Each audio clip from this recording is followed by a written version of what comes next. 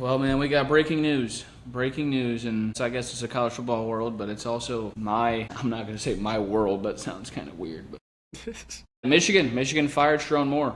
Michigan fired their head football coach, Sherrone Moore, after 2 seasons. I believe he was 16-8. Just came off his second year. Went 9-3 with the youngest team in the Big Ten. Obviously had a lot of talent everywhere, and I like Sherrone, man. I liked him. So I know he got fired for, they said, a relationship with a staff member. I'm not going to go into any detail about any of that. That's not my place. That's not who I am as a person.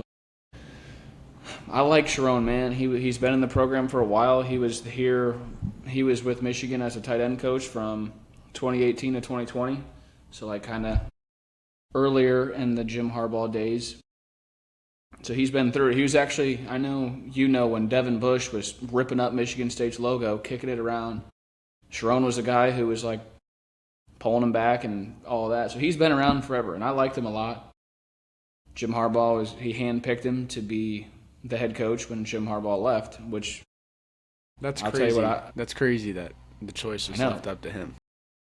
Well, I mean, it's Jim Harbaugh. He is Michigan. I mean, Sherrone Moore was the tight end coach from 2018 to 2020. Was offensive line coach.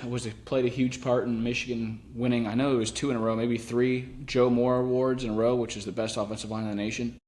He's a former offensive lineman himself, so he obviously did a really good job with that. And then he was also the co-offensive coordinator, and then moved into being the offensive coordinator and still helping out with the. Well, I'm pretty sure he was the offensive coordinator and the O-line coach that year Michigan won the national championship. And then obviously was the acting head coach that year too with Jim Harbaugh facing some suspensions. So he's been in the program, man. That's why I really liked I like Sherrone. I've been on here saying, like, that's the coach, man. Like, I like him. I'm going to support him in any way I can. But for him to be canned for non-football related issues is fucking, I mean, it sucks, dude. Like, it sucks. I hate that. He was doing such a good job in recruiting. He was the head coach when got Bryce Underwood. We obviously got a bunch of 5 stars, got the best running back in the country coming next year. Like, I don't know. I don't know what's going to happen with all that. I don't know. I mean, it's so fresh. Like, it just happened an hour or 2 ago. Yeah, it's a really shitty thing, honestly, this time of the year as well. I mean, they're already kind of behind the 8 ball. And that's big news. But, I mean, just kind of basing off of that, him coming up through the program, being a positional coach into like a coordinator role, and then obviously elevating to a head coach. Do you think, like, Michigan as a whole, like, underestimated kind of like that elevation from just being like an in-house coordinator, positional coach to that type of a head coaching role, being like a CEO at Michigan? I mean, that's a big job, man. That's not just any job in the country. That's a top 10 head coaching job, and with no head coaching experience, it's top 5, bro. It has to be. It's a blue blood, man. There's not many blue bloods, but when you talk about blue bloods, Michigan is for sure penciled in as a blue blood, no matter what. Yeah, 100%. I mean, do you think that plays into it? Do you think this time around they'll maybe look towards a more seasoned head coach with more experience? Or I mean, yeah, I was talking to a couple of the guys earlier.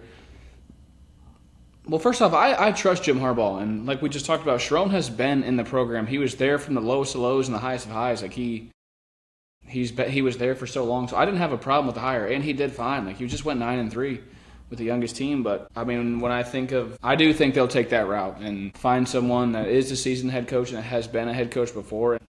Even if they don't, like I mentioned, Jesse Minter, he was the defensive coordinator with Jim Harbaugh for those couple years. He was a defensive coordinator when Michigan won the national championship, and he's with the Chargers now. He's not a seasoned head coach, but like I would love to have him. Obviously, Mike McDonald is doing a phenomenal job in Seattle. He was Michigan's defensive coordinator in 21 when they beat Ohio State. You see the job he's doing in Seattle, and I don't think it's unrealistic for him to leave the Seahawks to be a head coach at Michigan. Like if that's really what he wants to do, he wants to coach in college, there's no better job than Michigan, and he's already been there. But I don't know. I don't know who's out there, and like it's all up in the air. I'm a Michigan fan for life, man. It sucks to see Sherrone go, but I don't got nothing bad to say about him. I'm not going to get into his personal life and why he got fired. That's not me. I loved him as a football coach. Yeah, obviously. I mean, do you think there's like gonna be any type of conspiracy like around that whole situation? Will people say that this was just an easier way to get him out because he wasn't meeting expectations, or do you think it was just a freak incident and it is life? I mean, dude, It's just life. It's Michigan. It's football. It's not a sugarcoat fucking world. No, if they want to fire him, they're gonna fire him. He's been doing a phenomenal job in recruiting. Again, just had 9-3 is a pretty good year for a lot of schools. I mean, the 3 games he lost, he was underdogs in all of them, and said it a million times, the youngest team in the Big Ten, starting 6 freshmen on offense, obviously the quarterback. No, it's not. Yeah, they weren't looking for an easy way. I only asked that just because what we saw with LSU and Brian Kelly, how they tried to get out of the buyout situation, saying that they fired him with cause. They didn't find anything at the end of the day, and they had to pay the buyout. But I mean, that's going to be the thing now with coaches with bigger buyouts. Is it's going to be schools trying to find reasons to fire. That's the only reason. I'm not saying it's going to be, but those questions will be asked. Yeah, but it's not like there's no. I don't even think there's a no. It's just the answer is no. You see the year he had, and I mean he beat Ohio State when he was the acting head coach in 23. He beat Ohio State in 24. He beat Alabama right after that. Yeah, I think the timing of it speaks to it too. I mean, yeah, the timing, and that's what Jacob said. Jacob in the group chat said, "Oh, they're dumb. They should have did this weeks ago. They didn't know they were gonna. They didn't want to do this. This is not something they planned on or wanted to do." It's a guy in his second year, but no, it sucks. But to recap the whole year, I guess we just recap Sherrone's job at Michigan because it's safe to say he'll never be back around. Job of a lifetime, just pissed away because of that, whatever. But season as a whole kind of throws a lot of question marks, man.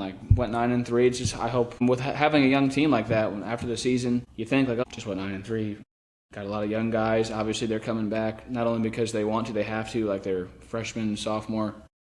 Future looks very bright, got a good recruiting class, but now it's fuck. You just kind of hope you keep all these guys, but not a bad year. Obviously, you didn't win the ones that you really wanted to, Ohio State, but I'm just kind of all mentally in a weird spot right now, just thinking about who's going to be the guy next, because I know who. Brian Kelly, no. I pray to God he doesn't even get a call. He's not getting a call. He's done. He's retired. I mean, that was just pure jokes. But I was serious. I would be curious. I know that there is a smaller school that's called him and tried to hit a home run on getting in there and doing something. But I don't give a damn about that, man. No, who cares? But I'm excited to see what route they go, man. I'll be curious to see if they do just try to gap year with an interim style or just someone with experience who's not going to be the long-term solution. I don't know. I just really don't know who's out there that truly is realistic, but we're going to find out. We're really going to find out. And that's the thing, too. I mean, it's Michigan. It's Michigan. It's like the Ohio State. It's a blue blood. It's Michigan, Ohio State, Alabama, Notre Dame, and Oklahoma. That's really pride. This spot will be filled, like I said, whether it be this year with the guy or if they do just try to find a patch for the following year and then do it in 2027. Who knows? Yeah. I mean, Biff Poggi, he coached those 2 games this year, and it kind of seemed like he let Bryce Underwood be free. Bryce Underwood was playing, and it's all just speculation, but I mean, there's numbers to really back it up. I think he had 175 rushing yards and 3 touchdowns in those 2 games. Biff was the acting head coach, and then those stats were pretty similar for every other game. 9 other games, but I don't know. I know they're not going to rush it. But I mean, also it is a time sensitive thing because even the 2 guys you're talking about, McDonald and Minter, they're both coaching playoff teams. They're probably going to be coaching all the way through January. I mean, one if not into February, so might not be available to get into office and get things going. And I mean, things got to be moving by then. You're already talking getting into spring ball coming up in a month, so from that point. Yeah, I mean, I don't know. It's just tough, man. Obviously they're going to look at everything. They might even hit up Matt Patricia from Ohio State, see if he wants to come be Michigan's head coach. You really never know. I think everyone's going to get a call. Saban, I hope they call Saban. He's not going to come, but I mean, give him a call.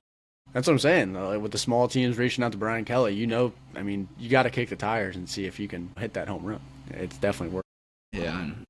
I don't know. But, man, Sherrone, not going to get into your personal life, man. That's none of my business, never will be. But, hey, and I like Sherrone. I defended Sherrone's name. I supported him. I know you did. I know where you stand on him. Obviously, you've made it clear here. But do you think that the fan base as a whole shared that same sentiment with him? Were they happy? Did they think he was going to be the guy for the long run?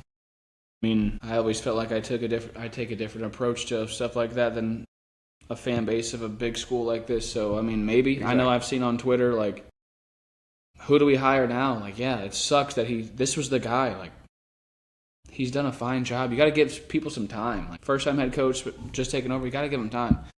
I know there's probably a lot of people in the fan base who are happy because very, very underwhelming year for.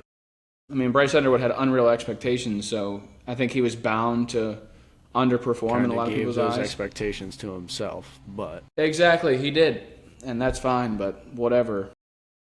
I don't know. I mean, it's Michigan, so someone good's gonna come in. They're not gonna hire no slouch, and yeah.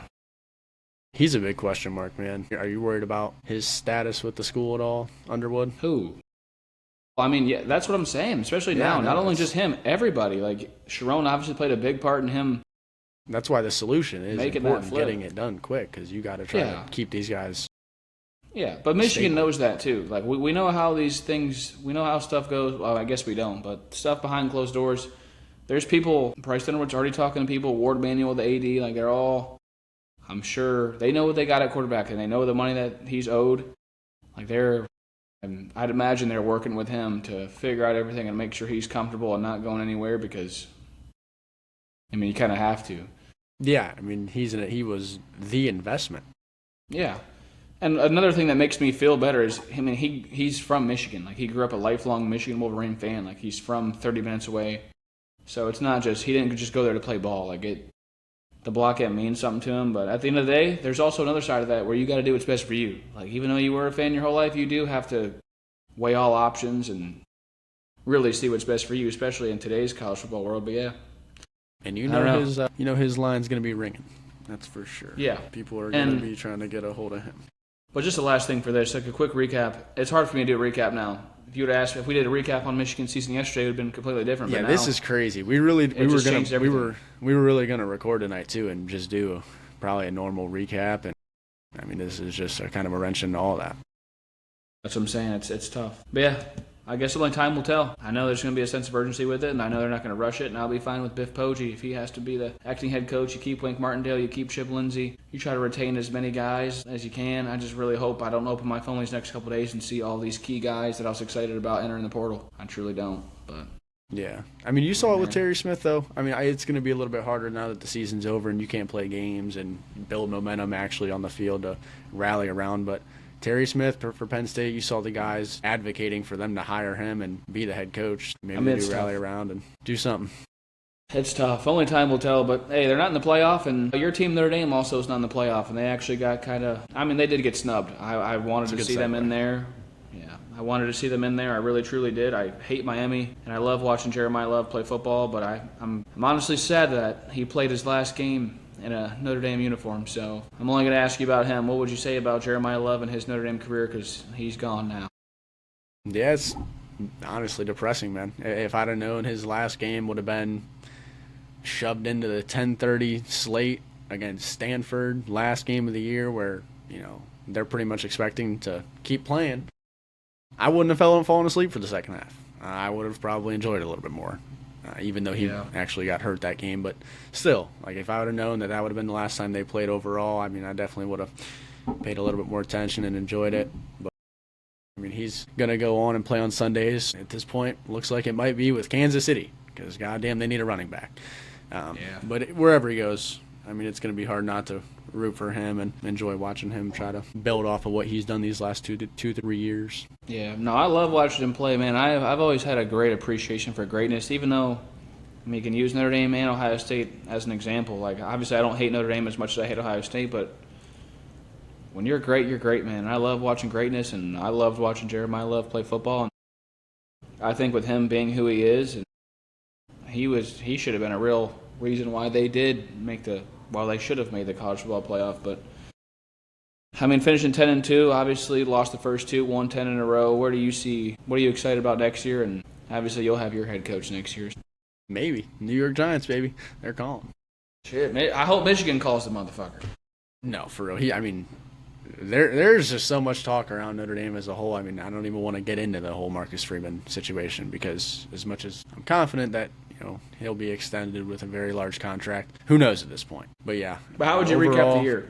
Recapping the year, disappointing. Disappointing. You can say they got snubbed. You can say whatever you want about them being a top 12 team in the country. It comes down to the winning the games. Yeah. What really just blows is the way that they lost, I would say. The first game against Miami, that's an L. I mean, they got handled for most of the game. C.J. Carr, obviously, his first real action. So I guess that gets a pass. But the Texas A&M game, looking back on it, that's just a heartbreaker. The entirety of that game it's abysmal. It truly is. Yeah.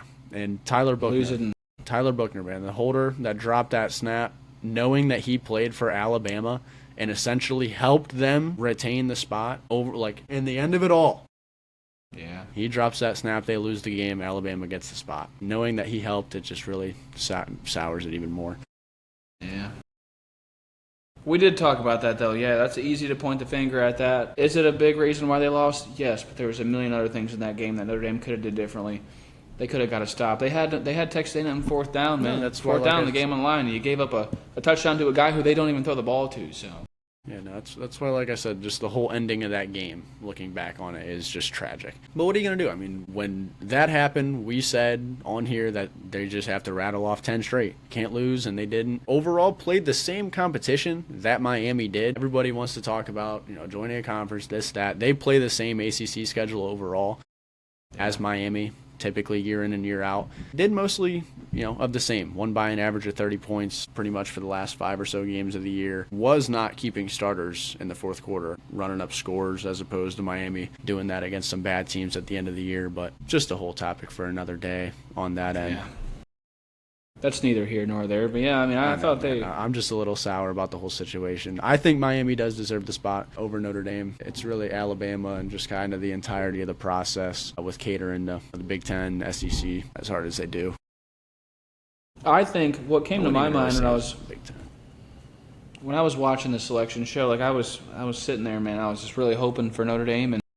But when I got to thinking about it, I don't know what the rules are in the ACC, and Duke won a 5-way tiebreaker to reach the conference championship, which obviously Miami should have been in the ACC championship. They should have won it. That makes them an automatic bid, Power 5 champion. That takes away the comparison between Notre Dame and Miami at that point, because if Miami just ends up in that conference championship game, where they should have been, then the comparison is Notre Dame and James Madison, and clearly we know who would have got in there. I mean, it would have been James Madison wouldn't really have been a topic because they would have already had their 5 conference champions. So it would have been them against like Vandy and Texas and those teams. But they'd have won. They'd have got in. They were going to be the team in. The Texas and Vandy, they're just lobbying to lobby, and whether or not they had a conversation, that's whatever. But I mean, even Vandy, like I don't.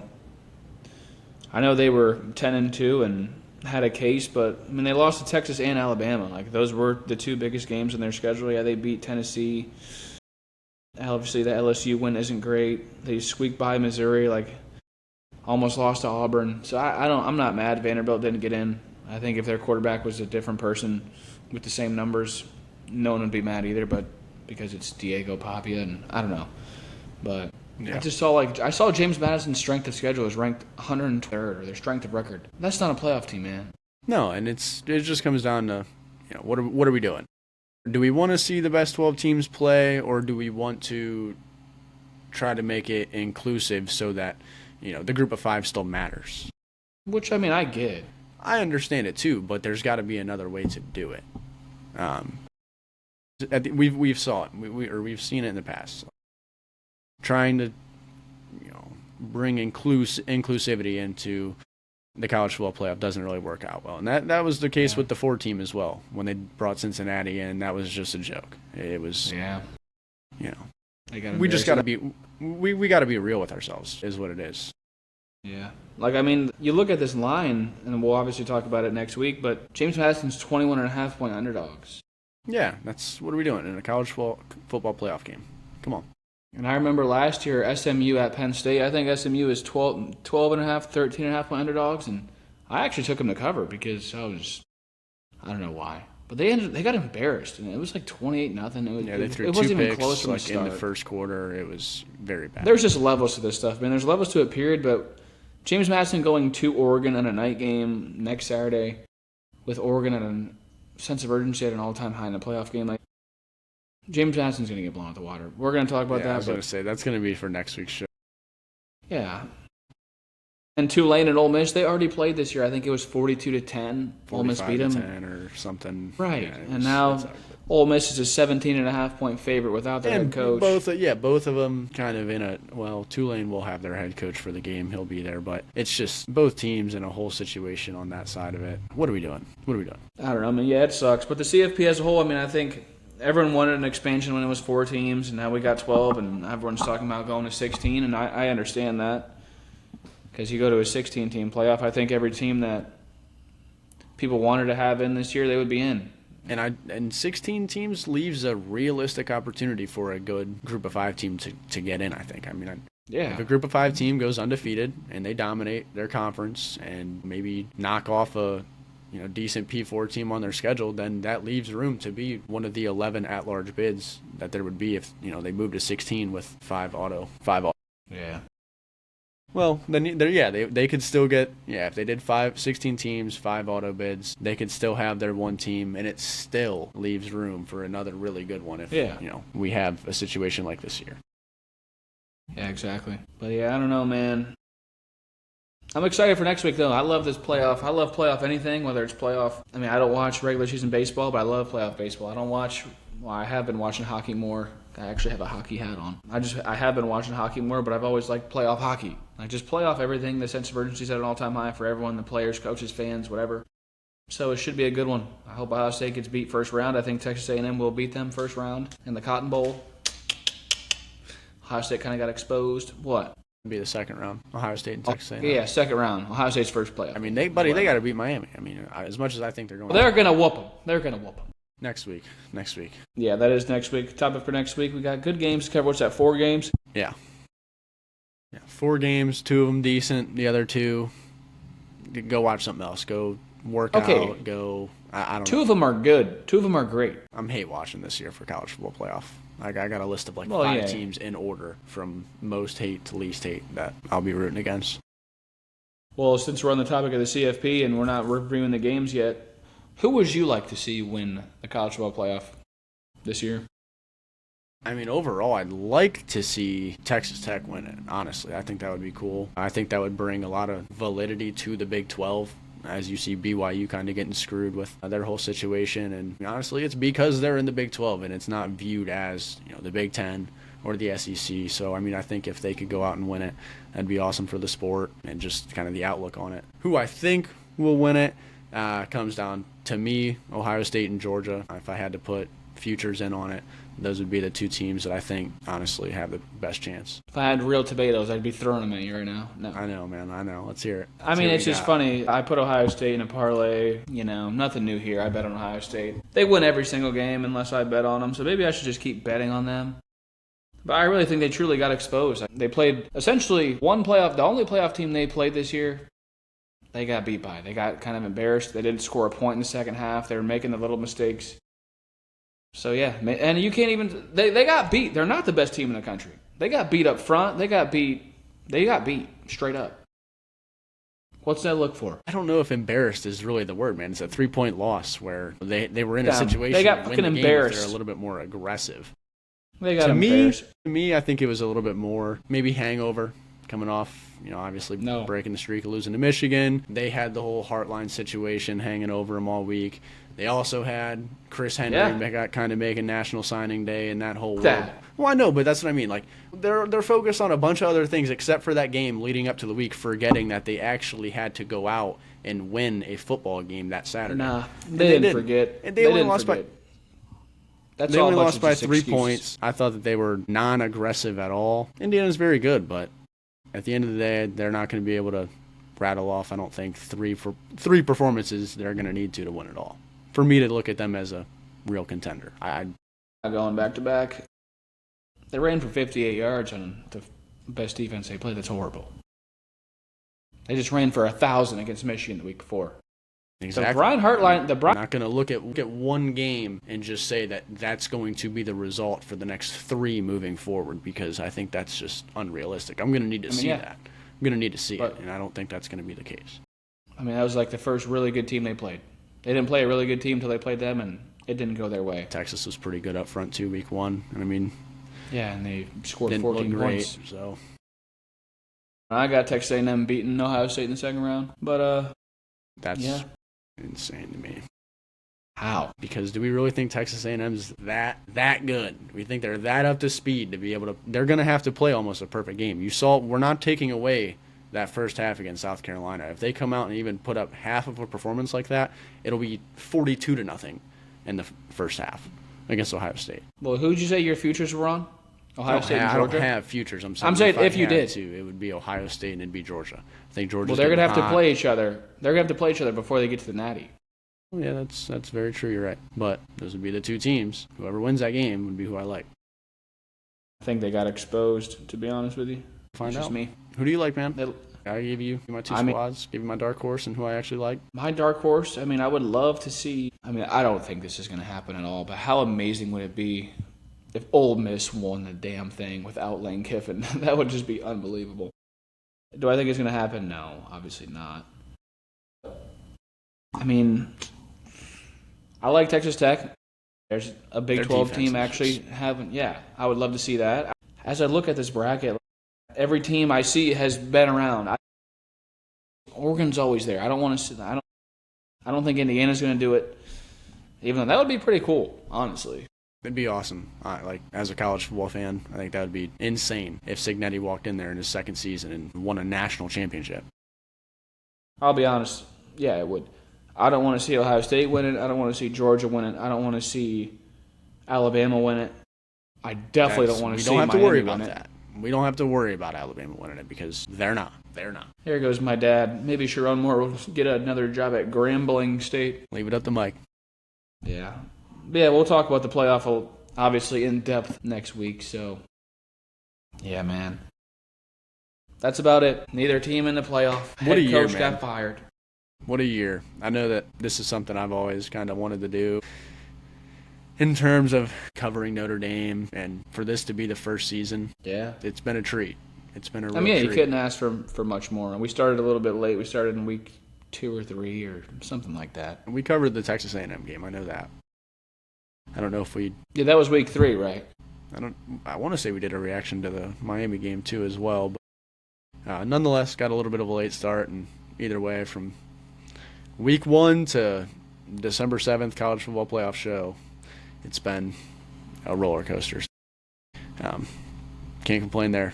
Can't complain there. It has been, all you man. sickos get to come on here and listen to us whine and cry this year and deal with it. But, oh, buddy, I think the whole country's got something to worry about next year. They're going to be coming with a lot to prove wrong in 2026. I mean, especially with Notre Dame's schedule. I saw next year they play. Yeah. It's horrible. Hey, but at least they should be undefeated, and that you can't deny that. Yeah, no, and that's the thing. I think it's at this rate, I think it's very clear that they're going to have to go 11-1. It's pretty much in writing now. Speaking of that reminded me of something that I wanted to bring up. Michigan's fucking schedule next year, buddy. Yeah, Ohio State's pretty tough next year as well, I think. Okay, F them. We're talking about Michigan real quick. We'll talk about Both schools are getting it, man. I know, but listen. Michigan has to play, these are the home games, not all of them, but the big home games. Oklahoma, Indiana, Iowa, Michigan State's always a big one, and Penn State. You never know with them. So they play Oklahoma, Indiana, and Iowa, and they have to go to Ohio State and go to Oregon. Yeah, and that could be all in a season where you have a Make-A-Wish head coach. God. We don't have it's Michigan. We don't got no Make-A-Wish. I know. I'm just kidding. It won't be Make-A-Wish, but it definitely could be an interim. And that all right, let's look at Ohio State. Ohio State goes to Texas, Oregon, Indiana, Iowa, USC, Michigan. So who is it? Texas, Michigan. No, I said Michigan. Texas, Michigan, Oregon, Indiana, Iowa, USC. Yeah, and they got Nebraska in there. Nebraska sucks. Dude, yeah, they're never gonna figure it out. They're bad. Never gonna figure it out. But hey, man, I'm overall confident.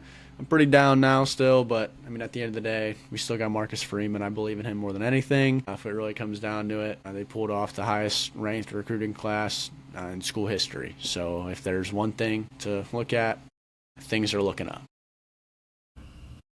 But it's gonna be a long time till then, man. It is. Long It's going to time. be A a lot of long waiting time around. until then, and it's going to be a long that's all my fucking For You pages on Twitter and anything. It's just Notre Dame news, people trashing on them for the bowl game situation, whining Yeah. about not making it. And Oh, that's yeah, all. we didn't cover that. Let's talk about that real quick. What do you think about that before we head off? I see both sides of it, but I want to hear what you think. To me, I think it's just follow the money. I think Pete Bavacqua, the AD, and Notre Dame as a whole just doesn't want to help line ESPN's pockets after they just pulled off the stunt they did with rug pulling them out of the CFP. I mean, I don't really think it comes down to we're scared to go out and play BYU or we don't want to go play in the Pop-Tarts Bowl. I think it's more just they don't want to cater to ESPN. And also, I saw a list of guys who would be questionable to opt out or just not play because of whether it be NFL or anything. It's a long list, man. It's a long list. You're not going to go out and subject yourself to a loss for no reason if you don't think that you're going to even be able to field the talent level. Yeah. I don't look at it as that big of a deal. Bowl culture is dying, and bowl culture is dying anyway. We talked about that earlier with trying to make 12 through 25 relevant and so on. Got to find a ways to do a better job of that to incentivize it. Yeah, I mean, I agree with everything you said. There's two sides to everything, or you can look at everything both ways. And I would just be interested to see the conversations that, like maybe the coaches and Marcus Freeman had with the players before a decision was made, because those guys want to compete. Like and I they necessarily didn't think putting. I saw it was only captains. I didn't like that. I mean, I do like that it was left up maybe to the team, but I saw and read that it was only a discussion amongst captains, and it does lead to the argument that it takes away a couple practice sessions, which in retrospect, it's not that many. Former players have said bowl prep really, it's not as cracked up as what it really is. But either way, I mean, it's a chance to get better, and they are taking that away from some young guys and their development, but I mean, if it's a team choice, it's a team choice. What are you going to do? They're pissed off. I mean, I think the team's just as pissed as the university as a whole is. Well, I mean, that's whatever. But they lost their two biggest games, and they can be mad. Fuck them. Like I said at the beginning, got to win your games. Got to win the games scheduled. And when I look at it, young quarterback, man. You got a young quarterback in the beginning of the year, and if he doesn't make a couple mistakes, maybe they go another way. A couple things go another way. You can look at it. There's so many things you can look at. And that's why I'm not really too upset. I'm really just more overall upset because we wasted a Jeremiah Love final season. And that blows. I'm probably never going to see another running back like that for a long time at that university. Yeah, I can agree with that. Dude's a flat-out player, but he'll be playing on Sunday, so we'll see more of him. But yeah, man. I did last thing. Are you familiar with that agreement for Notre Dame and the playoff next year if it does get expanded? Well, I mean, or whether it does or doesn't. If it's a 12 or 14 team playoff, if they're ranked 12 or 14, if it's 14, going into the selection show moving forward, they're in. They're gifted a at-large spot in the future. Yeah, I also think that's why so many people hate Notre Dame is because they are independent and they think they can just fucking do whatever they want. I think that's an insane agreement. I mean, however, they can still manipulate it. I mean, either way, no matter unless they're undefeated and they're blowing everyone out and clearly, a top 5 team, that's the only way, and they'd be deserving. But if they're a 1 or 2 loss team, they can do exactly what they did this year, manipulate the ranking, keep them right there at that spot, and then, that week before the last, just drop them to 15 or whatever it needs to be. So, yeah. I mean, but it's just an interesting. Year, I know it's an interesting agreement, man. The fact that CFP signed off on that and just pretty much gifted him a spot is, I don't know. I just don't even know overall what we're doing, where we're headed. But it's next year, man. I couldn't care less about. That's so far away. College football's in a weird spot, man. That's all there really is to it.